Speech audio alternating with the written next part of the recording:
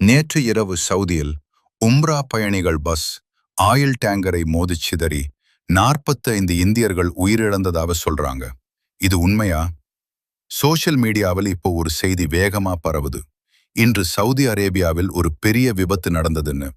அந்த செய்தி கேட்ட உடனே பலருக்கும் அதிர்ச்சி. ஆனா உண்மை என்னன்னு தெரியுமா? இந்த சம்பவம் இப்போ நடந்ததில்ல. இது நடந்தது 2025 நவம்பர்.